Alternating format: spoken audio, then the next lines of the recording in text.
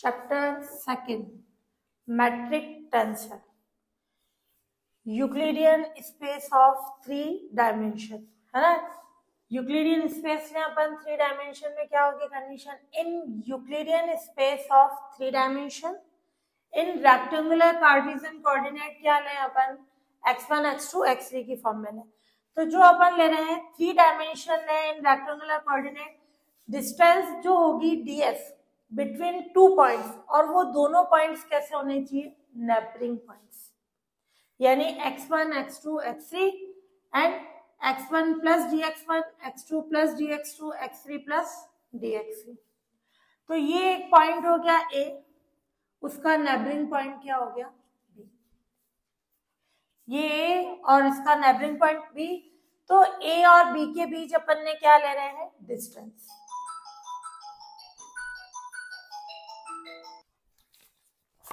तो यहां अपन देखे हैं 2 पॉइंट्स हैं A और B, क्लियर। ये कैसे पॉइंट्स हैं, neighbouring point, x1 x2 x3 and B x1 plus dx1 x2 plus dx2 x3 plus dx3। इन दोनों के बीच डिस्टेंस एक है, तो ds का स्क्वायर क्या आ जाएगा, इसमें से ये लेस करा जाए, x1 plus dx1 minus x1 उसका होल स्क्वायर, फिर x2 plus dx2 minus x2 उसका whole square, x3 plus dx3 minus x3 उसका होल स्क्वायर।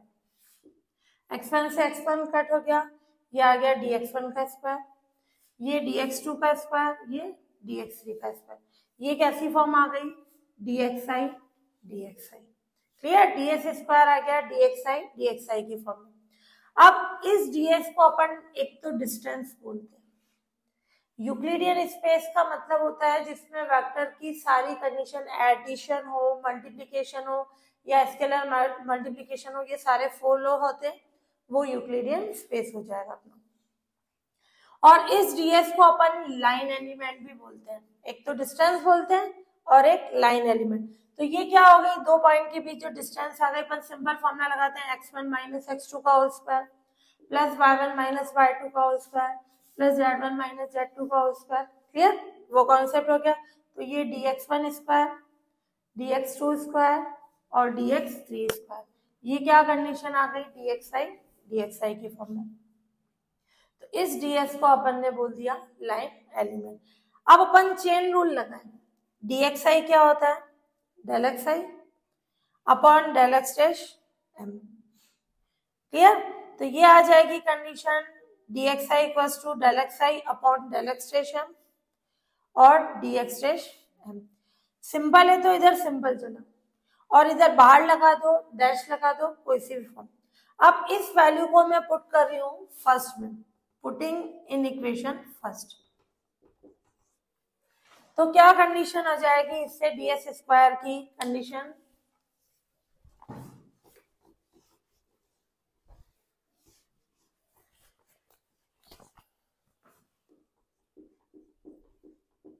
ये ds square del xi upon del x dash और dx डैश, ये dummy अपन ले चुके हैं तो डमी दूसरा लेंगे अपन, है ना। जब भी यू नहीं कि m 2 टाइम्स है, वापस इसको रिपीट करें, अनदर डमी, है ना। तो इस dxi की वैल्यू में डेल xi ही आएगा और ये डेल x डैश n ले लिया अपन ने और ये dx डैश n की कंडीशन। ये आ गया अपना ds square del xi del x dash m और del xi del x dash n और dx dash m dx dash n, clear. ये कंडीशन हो गई। इसको अपन चेंज करा के लिख सकते हैं gmn डैश की फॉर्म में। तो ये आ जाएगा gmn डैश अपना gmn dash dx dash n और dx डैश n, ये हो गया अपना ds square, where g m n dash कितना हो गया, डेल एक्स आई del x dash m del x आई डेल एक्स डैश। ये मैट्रिक की फॉर्म आ गई अपने पास। डैश की फॉर्म में लिखना चाहो, बार की फॉर्म में लिखना चाहो, किसी भी फॉर्म में लिख सकते हैं। ये डीएस एक लाइन एलिमेंट है, और लाइन एलिमेंट क्या होता है, जो ये डिस्टेंस एवरी कोऑर्डिनेट के लिए सेम होगी। तो डिस्टेंस हमेशा क्या होती है, इनवेरिएंट, है ना, निश्चर, यानी एक कोऑर्डिनेट से दूसरे कोऑर्डिनेट पे जाने पर उसकी वैल्यू चेंज नहीं होगी। तो चाहे मैं इसको डैश में लिखूं, चाहे सिंपल फॉर्म में लिखूं, चाहे बार में लिखूं, अपन इसको किसी भी फॉर्म में लिख सकते हैं।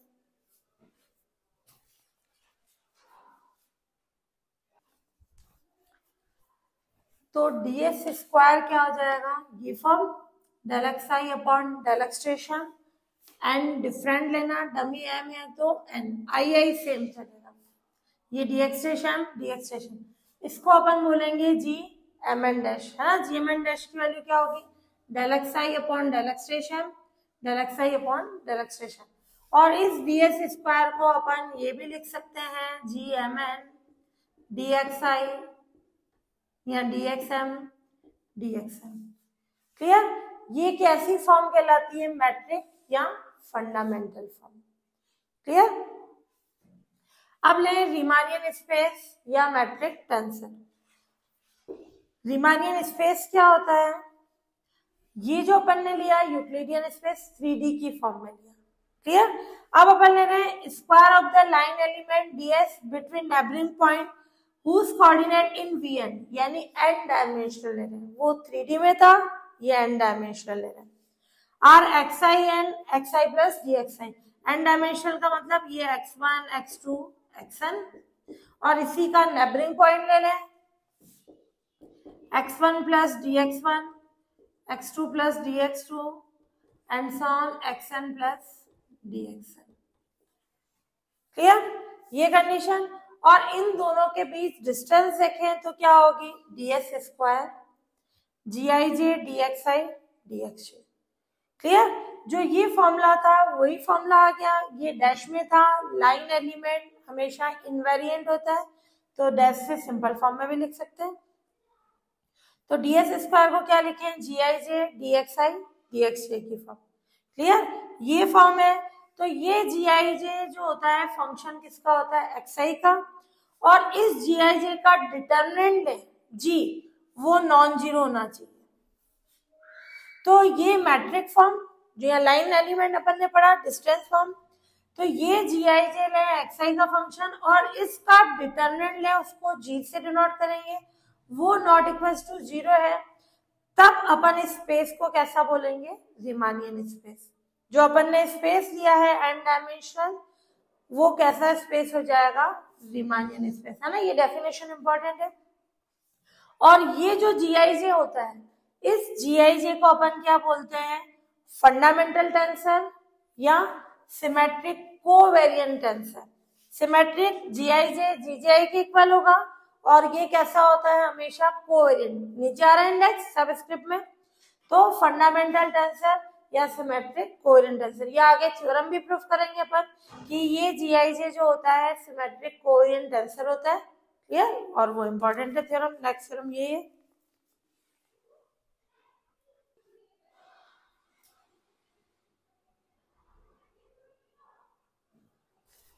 अब है theorem first, the fundamental tensor GIJ is a covariant symmetric tensor of the order 2, है ना। ये GIJ अपना फंडामेंटल टेंसर होता है, जो मैट्रिक में था अपने या डिस्टेंस में, वो कोवेरिएंट होना चाहिए, सिमेट्रिक टेंसर होना चाहिए of order 2। Number of index कितने हैं, 2, तो ऑर्डर 2 का होगा। तो दो चीजें प्रूफ करनी है इसमें, एक तो सिमेट्रिक टेंसर और कोवेरिएंट ऑर्डर 2 का। तो सबसे पहले लें कि let us consider coordinate transformation xi to x bar i। जो कोऑर्डिनेट है उसका ट्रांसफॉर्मेशन हो रहा है xi से x बार i में, और i कितना है 1 to n। Small n low, capital N लो, कोई सी भी फॉर्म ले सकते हो। क्लियर, n डायमेंशन है। अब जो ये लाइन एलिमेंट है या डिस्टेंस है वो कैसी होती है, इनवेरिएंट। एक कोऑर्डिनेट से दूसरे कोऑर्डिनेट पे जाने पर डिस्टेंस चेंज नहीं होती, तो क्या होगी, डिस्टेंस का अपन ने फॉर्मूला पढ़ा, क्या था, ds square equals to gij dxi dx। Clear, ds invariant है तो ds स्क्वायर भी इनवेरिएंट होगा। तो ये एक कोऑर्डिनेट से दूसरे कोऑर्डिनेट में गया। अब अपन क्या कर सकते हैं, gij dxi dxj, इसमें लो लगा दिया, g bar P Q del X bar P upon del x आई और ये dx डैश है ना। ये अपन ने चेन रूल लगा दिया, डेल एक्स बार आई, ये बार में सिंपल वाला ले लिया, ये dx डैश है, इस फॉर्म में चेंज करा, सॉरी डैश नहीं, सिंपल फॉर्म में, बाहर है ये वाली फॉर्म में चेंज करा दिया। और ऐसे ही डेल एक्स बार क्यू, ये जे है, डेल एक्स जे dx बाय चेन रूल और पार्शियल डिफरेंशिएशन या बाय चेन रूल, तीन तरह के अपन ने पढ़े, इसके अकॉर्डिंग कंडीशन आ गई। अब अपना ले gij, इसको इधर शिफ्ट करें, इससे ये कैंसिल नहीं कराता है ना, कॉमन निकालना है, तो ये g bar P Q del X bar P upon del x आई del X bar Q upon del X J, clear, और ये dx I dx J is equals to 0।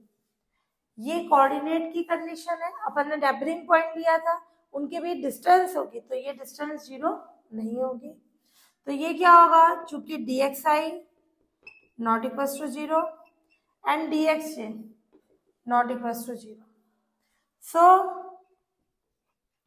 gij किसके इक्वल हो जाएगा, अंदर वाली value 0, g bar P Q del X bar P upon del x आई del X bar Q upon del X J. क्या ये transformation लो बना, ये आई जे सिंपल वाला है, ये डेल एक्स आई डेल एक्स जे, ये del X bar P del X bar Q बाद में आ रहा है, तो which is transformation low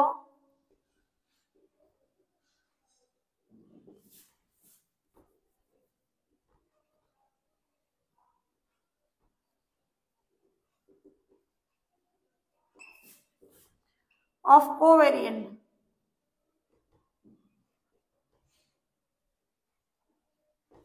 tensor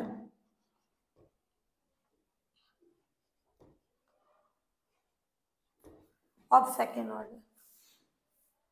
clear, तो ये क्या हो गया, ट्रांसफॉर्मेशन लो हो गया covariant tensor of second order, ये कंडीशन प्रूफ हो गई।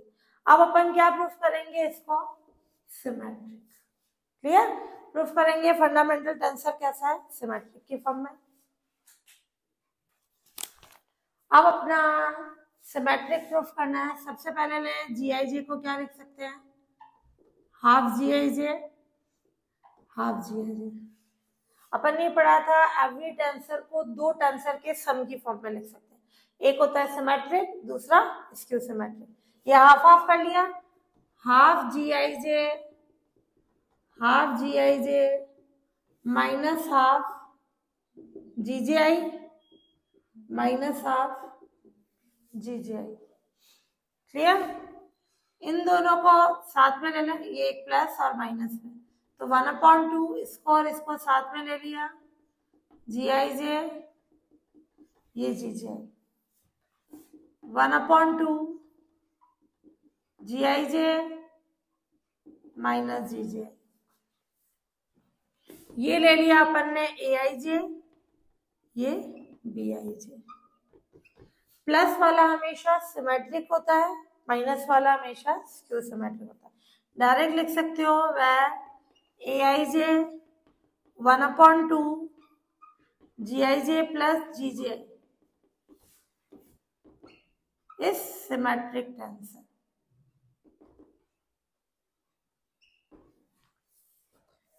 And bij 1/2 gij minus gji is skew symmetric.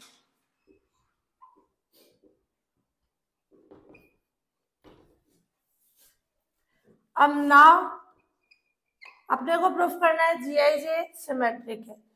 ये GIJ DXI DXJ की वैल्यू फाइंड करें। GIJ कितना है? AIJ plus BIJ, clear? और ये DXI DXJ, क्लियर? ये फॉर्म हो गई। अब अपन देखें इसमें कंडीशन, जो सिमेट्रिक वाला है इसको इधर भेज दो। मैंने ये GIJ की वैल्यू पुट कर दी, सिमेट्रिक वाले को इधर भेज दो। यू ने इससे कैंसिल करा, क्लियर? इसको इधर भेजें, GIJ माइनस AIJ, सिमेट्रिक वाले को भेजेंगे, ये DXI DXJ, इधर बच गया BIJ DXI DXJ, ये फर्स्ट ये सेकेंड। अब इस सेकेंड इक्वेशन की राइट हैंड साइड में I और J को इंटरचेंज करा, राइट हैंड साइड को जो स्क्यू वाला है, तो क्या आ जाएगी? लेफ्ट में तो कोई चेंज नहीं हुआ, ये कितना हो जाएगा? BJI, I की जगह J, J की जगह I, interchanging I and J on right hand side, clear? अब इस BJI को क्या लिख सकते हैं अपन?